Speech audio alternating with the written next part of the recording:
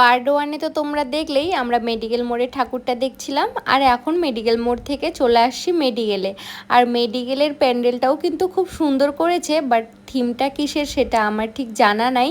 যাই হোক, আমার ভীষণ ভালো লাগলো।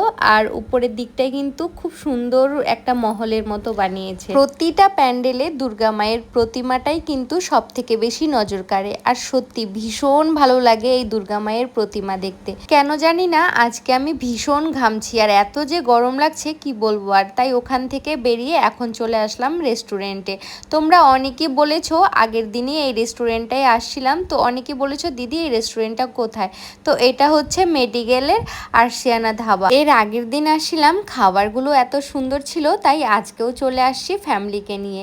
আর আমি নিয়েছি চিলি চিকেন, তার সাথে বাটার নান। আমার বাটার নান খেতে ভীষণ ভালো লাগে। জ্যাঠা তো যাগুলো নিয়েছে চিকেন কষা আর বাটার নান।